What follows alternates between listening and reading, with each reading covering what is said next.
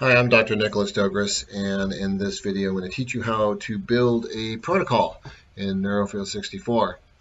You start out by selecting the patient, moving into the treatment stimulation setup screen, and in this screen you'll see a button that says Select Protocol. So you click in there, and it opens up the protocol selection window.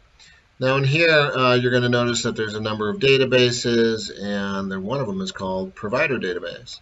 That one is for you. You can create protocols in this database. It's empty. It's designed for you to select an empty table and to work with. So you simply select an empty table, load the protocol, and then from there, once it's loaded, you got to name it. So it says selected protocol name, and we'll just call it test. And then you're going to give a description about what this protocol is going to do. You can run up to 4 stim units at one time in Neurofield 64, 2 EMF, 2 Genesis units. And so you want to program as if you're running all 4 units. You don't have to, but if you do give your database to somebody with all 4, it may be nice for them to be able to utilize all of them. So let's say we wanted to make a protocol that simply started at 1 Hertz, stepped by 1 Hertz increments, and then ended at 4 Hertz to cover the entire delta range. We could call that a 1 to 4 protocol, 1 to 4 Hertz. So we would want to say that in our little description here, and we could put that in each one of our rows. And I'm entering that in now. And then you want to be able to say for how many milliseconds is the protocol going to run per stim cycle.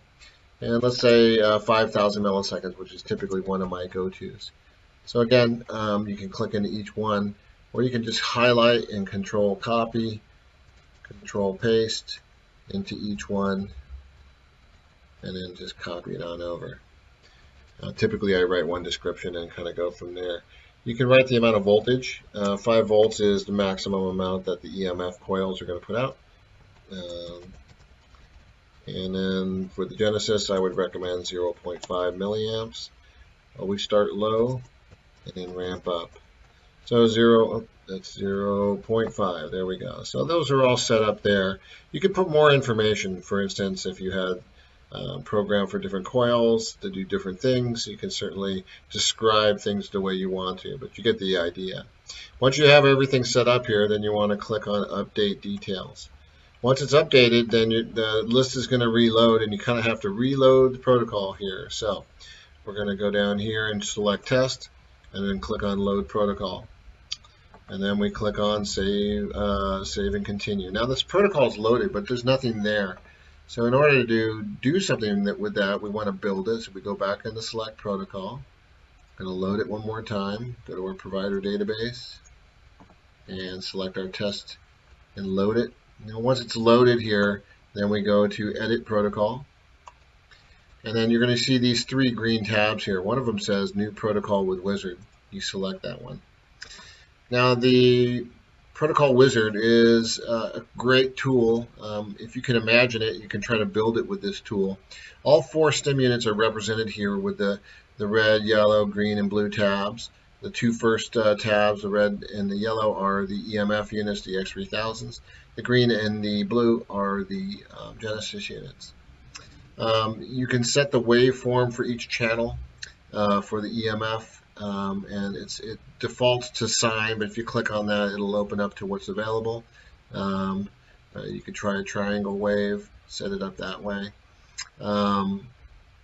So actually, these are all set up for continuous square waves. The start frequency is where it's going to start. The step frequency is how much it's going to step with each stim cycle that you assign. So we want to step by 1 Hertz. We're going to do a 1, 2, 3, 4 protocol. Millisecond time is 5,000, so we're good to go there. Those are the default numbers here. We're not going to change the time as we go. You can make the time increase or decrease.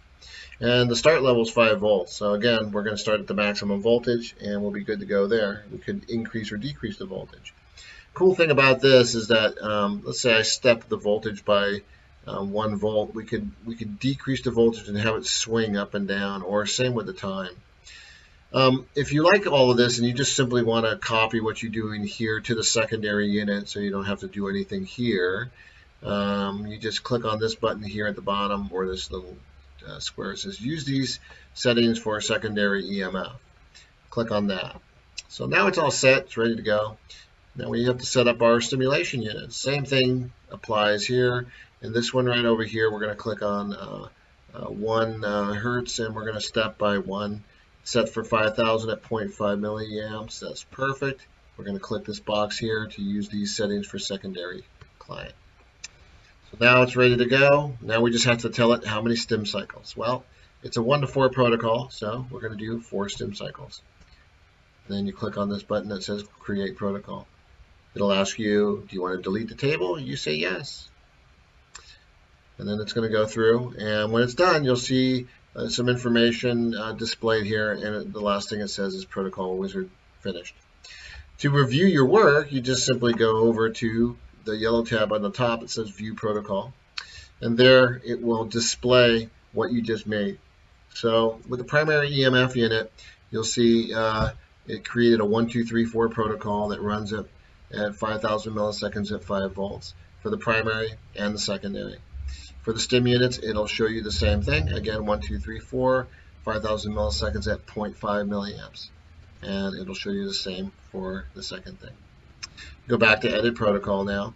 And when you're all done now, all you have to do is click on Save and Continue, and the protocol will be loaded, and you can go on your way. Again, there's a lot of different ways to use this control. All of the modes for the Genesis unit are available here. You can see this is standard options for creating just regular, what we call linear protocols. And then you have the pulsed options here for creating pulse protocols, DC options, and then of course pink noise for filtered waveforms.